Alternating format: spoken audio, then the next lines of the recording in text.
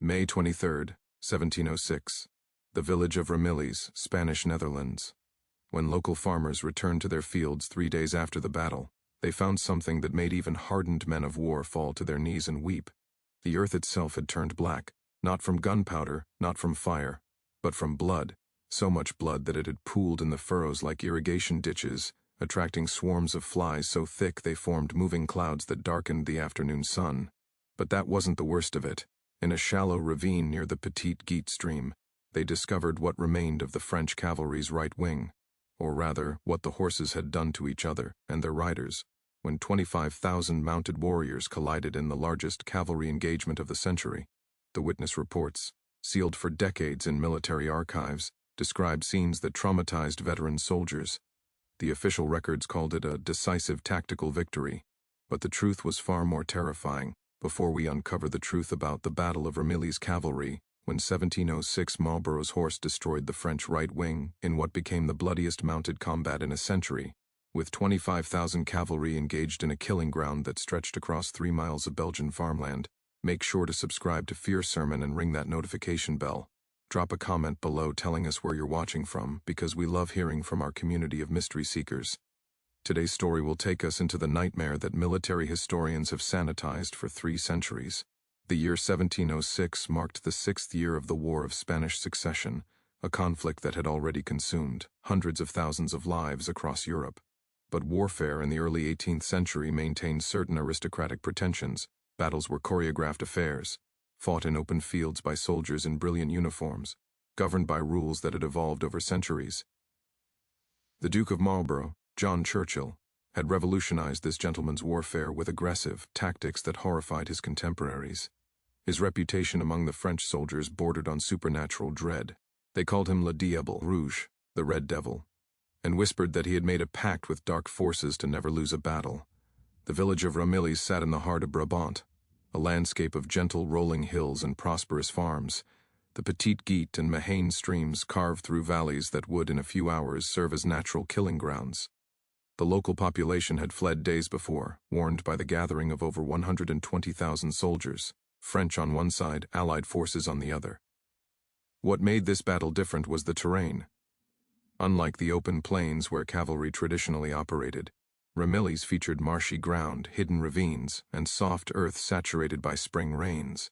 Military doctrine held that large cavalry forces should avoid such conditions. François de Neufville, Duke of Villeroi, commanded the French forces. A careful, methodical man, he had positioned his cavalry on his right wing. Over 50,000 horses and riders, the largest concentration of mounted troops assembled in living memory. His battle plan seemed sound. Used the massive cavalry force to outflank and crush the Allied left. But Marshal Villeroi made one critical miscalculation. He didn't account for what happens when that many horses, trained for violence, pressed into tight formation, are driven into chaos. In the days before the battle, locals reported strange occurrences. Cattle in nearby farms broke through their pens and ran wild. Dogs refused to enter certain fields. An elderly priest in Ramillies village, Father Antoine Dubois, wrote in his journal, later discovered in church archives, that he dreamed for 3 consecutive nights of horses eating horses and men drowning in a Red Sea while standing on dry land. The morning of May 23rd dawned clear and warm. Perfect weather for battle. The first charge, 1:00 p.m. The battle began with artillery, as was customary, but at approximately 1:00 p.m., Marlborough executed his first tactical surprise. Rather than commit his cavalry where expected, he reinforced his left wing, directly opposite the massive French cavalry concentration. Captain Henri Beaumont, of the French 3rd Cuirassier Regiment, recorded in his dispatch, later recovered, "We advanced at the trot, standards flying, trumpets sounding. The Allied horse came to meet us. It was glorious. It was orderly. Then the second line pushed into our rear, and the third. Suddenly we were not advancing. We were being pushed. Horses began to whinny in distress. The formation compressed. This was the first critical moment. Cavalry doctrine demanded space, room for horses to maneuver, to wheel, to retreat if necessary. But with 25,000 mounted troops concentrated in a mile-wide area, and more pressing from behind, that space began to disappear. Lieutenant James Cranston of Marlborough's Horse Guards wrote, "We struck their line and expected them to break as cavalry does. Instead, they compacted like snow pressed into ice. I saw a French officer trying to turn his mount around, but there was nowhere to turn. The horses behind him pushed forward. The pressure became a thing alive. By 1:30 p.m., something unprecedented was occurring. The cavalry engagement wasn't flowing, it was crushing. The compression, 2:00 p.m. Military historians have spent 3 centuries analyzing what happened next, but they focus on tactics and troop movements. They avoid describing the actual mechanics of what happens when thousands of 1,200-pound animals, already in a heightened state of aggression, are compressed into a space too small to contain them. A Dutch observer, Colonel Hendrik van Meulen, positioned on a nearby hill, recorded, "I witnessed what appeared to be the cavalry dissolving. Not breaking, not routing, dissolving. The mass of men and horses appeared to liquefy, as if the solid earth had become water and was swallowing them whole." What Van Meulen was witnessing was the breakdown of all cavalry structure. When horses can't move forward or back, when they're pressed flank to flank with strange horses, when they smell blood and hear screaming, their training fails. They revert to instinct. And horse instinct, in tight quarters with predatory stimuli, is terrible to behold. Surgeon's mate Thomas Wendell, attached to the Allied forces, later testified before a military board of inquiry, records sealed until 1803. "I was positioned behind our lines to receive wounded. What came back weren't wounded men. They were crushed men, broken men, men who'd been trampled by their own horses. But worse, much worse, were the men bearing bite marks. Not from enemy soldiers, from horses. Deep crushing bites that had removed flesh in mouthfuls. This detail never made it into official histories. Horses, frightened and trapped, had begun biting anything within reach. Other horses, their own riders, enemy soldiers. The compression had triggered a mass panic response. By 2:15 p.m., the cavalry engagement had become something military science had no doctrine for. A churning mass of terrified animals and desperate men trapped in their own numbers. The ravine, 2:45 p.m. The terrain now played its role. The Petite Guite stream ran through a shallow ravine, perhaps 15 feet deep with muddy banks. In normal circumstances, cavalry would easily navigate such an obstacle. But normal circumstances require space and control. The compressed mass of the French right wing, now intermingled with Allied cavalry pressing the attack, began to shift southward, pushed by the weight of reserves still attempting to join the battle, unaware of the catastrophe ahead. What happened next was documented by Father Michel Roger, a French army chaplain who had positioned himself on the southern ridge to offer last rites after the battle. His account, preserved in the archives of the Archdiocese of Brussels, wasn't discovered until 1889. I heard it before I saw it, a sound like thunder but continuous, rising and falling. Then the mass appeared over the northern ridge, a solid wall of horses and men, moving not as cavalry moves, but as a wave moves. The front rank saw the ravine and tried to stop, but thousands pushed from behind. They went over the edge not as soldiers making a tactical crossing, but as water going over a fall.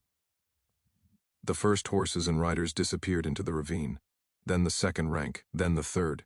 But they didn't emerge on the other side. The ravine was filling. Those who went over earlier were being crushed by those who came after. The horses screamed, God forgive me, they screamed like women, and still more poured over the edge. I witnessed men trying to crawl up the opposite bank, only to be knocked back down by fresh horses cascading onto them. The ravine became a pit of living flesh, churning, crushing itself. Those on top suffocated those below. Those below pulled down those above. Horses bit and kicked anything that moved. Men drowned in 3 feet of water, held under by the weight of dying animals. It took 12 minutes for the ravine to fill completely. 12 minutes of continuous pressure, of cavalry pouring over the edge like grain into a mill. When it stopped, when finally the reserves realized what was happening and halted their advance, the ravine contained what I estimated to be 2,000 horses and perhaps 1,500 men, compressed into a space no larger than a village square. And many of them were still alive.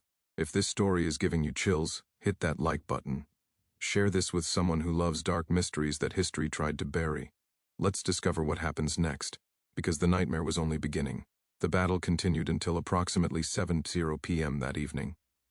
Marlborough won decisively. The French army retreated in disorder, abandoning their wounded, their supplies, and thousands of dead. Standard military procedure was for burial details to begin work immediately after a battle. Disease from corpses was a constant concern. But at Ramillies, the burial details refused to approach certain areas. Lieutenant William Hawkins, assigned to the burial command, filed a report that was immediately classified by the British War Office. It remained sealed for 143 years. We approached the ravine at dawn on May 24th. The smell reached us from a quarter-mile away. Not the usual smell of battle, but something worse. Sweeter, thicker. When we arrived at the edge, several men vomited immediately. The ravine was filled nearly to its rim with bodies, but these weren't bodies arranged as corpses typically lie on a battlefield. These were compressed, intertwined, merged. I saw a horse's head protruding from beneath a man's torso. I saw a man's arm extending from between two horse rib cages. The pressure had been so great that separate bodies had been forced into impossible configurations.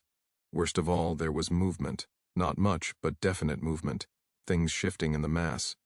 We realized that some of the wounded had survived the night, trapped in the pile, and were still trying to free themselves. My commanding officer ordered us to bury them as they were. He said extraction was impossible. He said attempting rescue would be more cruel than leaving them. I still hear their calls for help in my sleep. The burial detail began shoveling earth onto the ravine while men were still alive underneath. Dr. Andreas Vermeer, a Dutch physician who had experience with mass casualties, arrived on May 25th to document battlefield conditions for a medical treatise. His notes, published posthumously in 1734, contained observations that his editors deleted. The fields surrounding Ramillies present evidence of equine and human behavior under extreme duress that challenges our understanding of both species. I observed 1. Multiple instances of horses having bitten through human skulls. The jaw strength required is considerable, suggesting panic of extraordinary magnitude. 2. Soldiers bearing injuries consistent with trampling, but the pattern suggests they were trampled while pinned, trampled repeatedly in place rather than fallen and trampled once. This indicates they were trapped and unable to escape while horses stepped on them dozens of times. 3. Cases of soldiers who had attempted to escape the compression by climbing onto horses' backs, where they were then crushed against other riders or struck by panicked animals. 4. Most disturbing evidence that some men had attempted to kill their own horses to create space, only to have the dead animals fall upon them, trapping them beneath 1,200 pounds of dead weight while the chaos continued around them.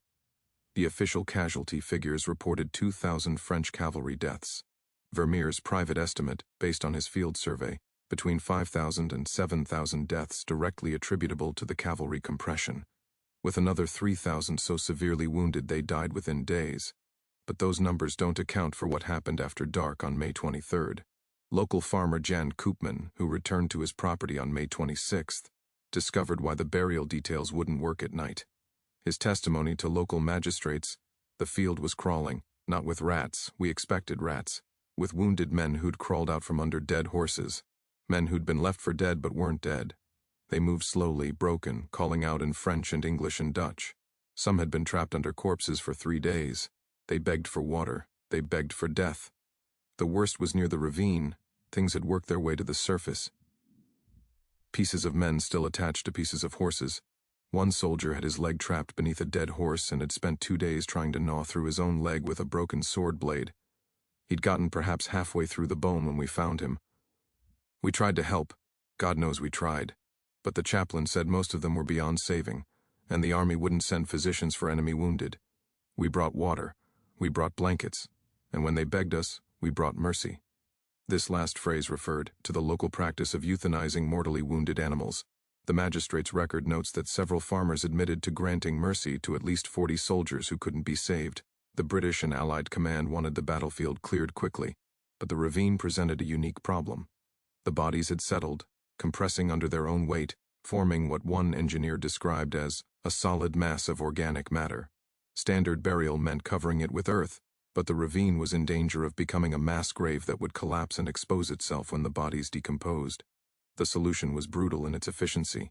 On May 28th, military engineers brought in barrels of quicklime, caustic flesh-destroying quicklime, and poured it into the ravine. The chemical reaction began immediately, generating heat, burning away soft tissue, accelerating decomposition to save having the battle site turn into a plague ground. No record exists of whether they checked for survivors first. There was no formal investigation. The War of Spanish Succession was ongoing, and both sides had strong incentives to suppress the disaster. The French because it represented catastrophic failure, the Allies because it raised uncomfortable questions about Marlborough's tactics and the treatment of wounded. but several parties conducted informal inquiries that reveal how the military establishment processed the event. The Board of Officers, June 1706. A board of Allied officers convened in Brussels to assess cavalry doctrine in light of recent engagements. The proceedings remained classified until 1891, when a Dutch military historian obtained access to the records. The board's findings were damning, but not for Marlborough. They concluded that the French had violated fundamental cavalry principles by over-concentrating their forces. The transcript includes this exchange, Colonel Stewart. What occurred at Ramillies was not battle. It was mass panic that resulted in mass death by crushing and trampling. We must establish doctrine preventing such concentration. General Cadogan. The doctrine exists. The French violated it. They brought 50,000 horses into terrain suitable for perhaps 10,000. Colonel de Vetstein. The question we avoid is whether the Duke intentionally created conditions for such a catastrophe. Did His Grace foresee what would happen? Long pause in the record, General Cadogan. What His Grace foresaw is not within this board's purview. We address doctrine, not strategy. The clear implication, Marlborough may have deliberately compressed the French cavalry, knowing the terrain and numbers would create a death trap. If true, this wasn't just brilliant tactics, it was weaponized psychology, using the horse's own panic response as an instrument of mass killing. The board's recommendation was quietly ignored. Cavalry concentration at Ramillies levels continued in subsequent battles, with similar, if smaller-scale, disasters. The French military response, Marshal Villeroi, was recalled to Paris and never given field command again, but the official reason was strategic differences with the king, not the Ramillies disaster. France needed to maintain the fiction that the battle was a conventional defeat, not a horror show. French military archives reveal something more disturbing. In July 1706, the French army issued new regulations regarding cavalry formation spacing, regulations that essentially admitted what happened at Ramillies. The regulations specified minimum spacing between ranks, maximum concentration per square mile, and protocols for maintaining retreat routes. But these regulations came with a classification marker, not to be discussed in public or included in published military theory. France knew what happened. They knew their cavalry had been driven to mutual destruction. They just couldn't admit it. The survivors perhaps most haunting are the survivor accounts, what few exist. Most cavalry officers who survived Ramillies never spoke of it. Many requested transfer to infantry units. Several left military service entirely. Captain Henri Beaumont, mentioned earlier, survived the battle, but his subsequent letters reveal a man psychologically destroyed. Writing to his brother in August 1706, "You ask why I resigned my commission. I cannot tell you the full truth, for I myself do not fully understand it. I will say only this. I learned at Ramillies that there are fates worse than death in battle. I learned that horses, noble creatures we entrust with our lives, can become instruments of hell when fear takes them. I learned that military honor means nothing when you're trapped beneath your own mount, breathing through a gap between dead men, listening to the screams of horses eating each other in their panic. I wake at night smelling them, not the death smell but the fear smell. Horses and men release it when they know they're dying. It's sweet and sour at once and it doesn't wash away. It's in my nose forever."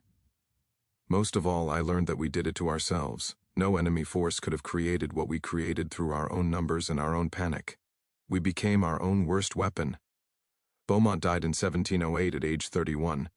His death certificate lists melancholy as the cause. The cover-up, both French and British governments actively suppressed detailed accounts of Ramillies.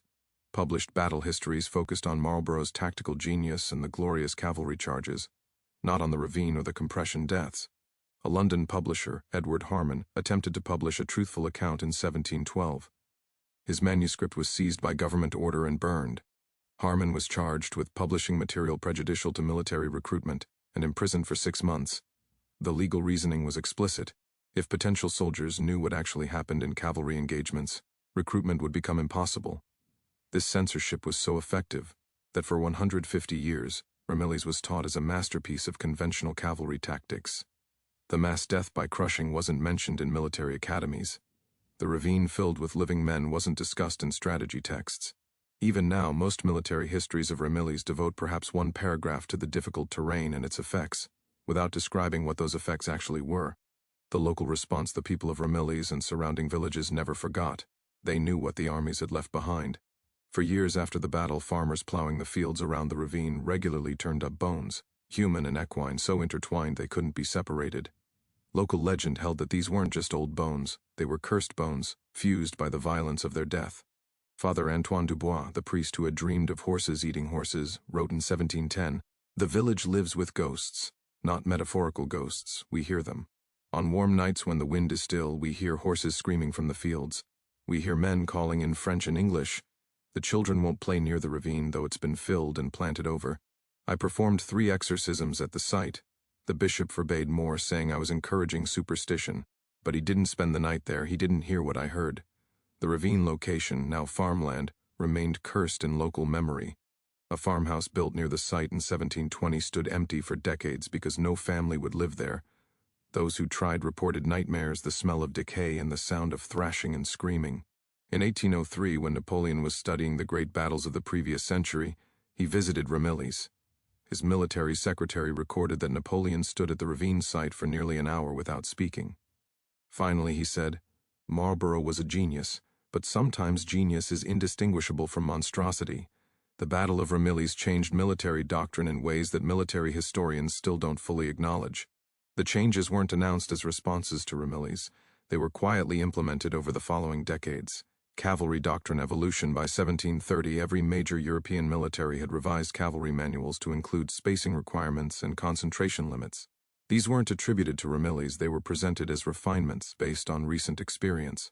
But the specifics, maximum horses per square mile, mandatory retreat lanes, staggered deployment to prevent rear units from pushing forward units, all directly addressed what happened on May 23, 1706.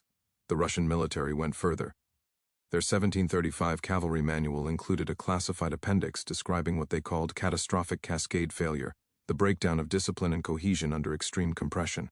The appendix was required, reading for all cavalry commanders, but was removed from copies available to junior officers and civilian military theorists. The lesson was clear but unspoken. Massed cavalry could defeat itself without any enemy action, simply through its own density and panic. The psychology of military animals. Ramillies forced a quiet recognition that horses weren't just tools of war, but psychological actors that could create battlefield outcomes independent of human command. Previous military theory treated horses as mobile platforms. They went where directed, did what trained. Ramillies proved otherwise. Under sufficient stress, horses reverted to herd panic behaviors that no amount of training could override. This understanding slowly permeated military planning.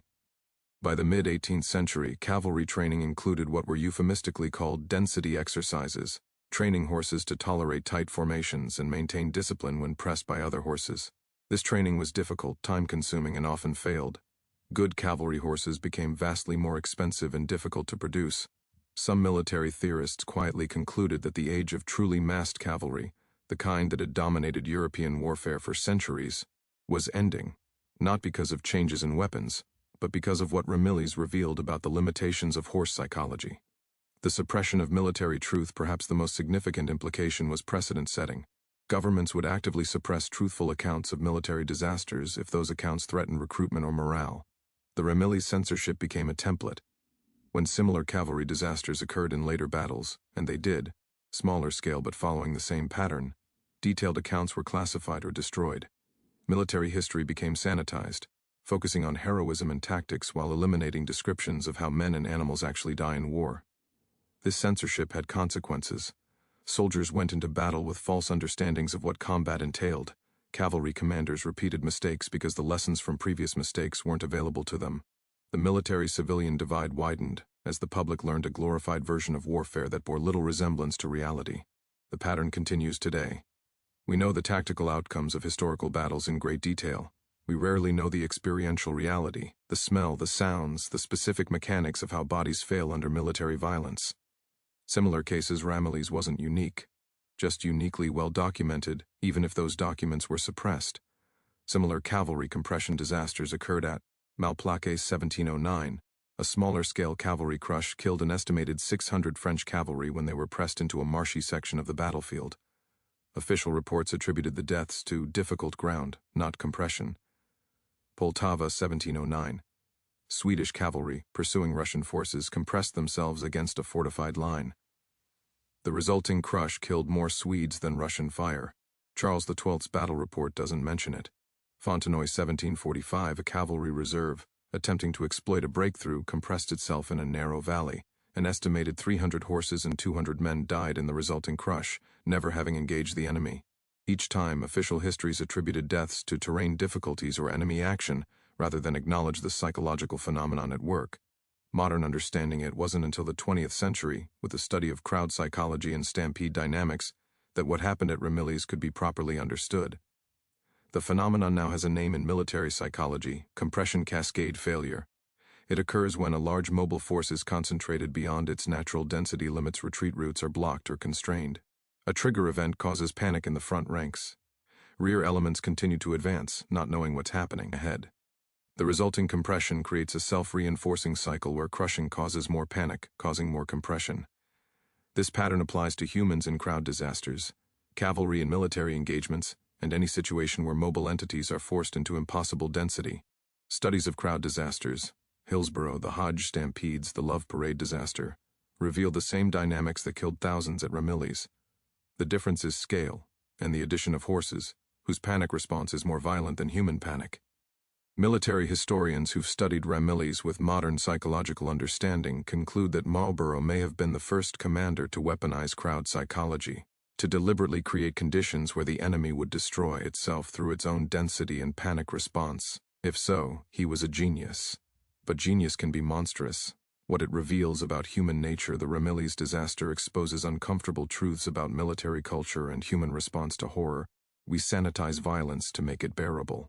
The military establishment couldn't acknowledge what happened at Ramillies, because doing so would undermine the entire structure of military honor and glory. War had to remain comprehensible, heroic, governed by rules. Acknowledging that thousands of men could be crushed to death by their own horses while trapped in a ravine, that some were buried alive to prevent disease, that others spent days dying slowly beneath dead animals.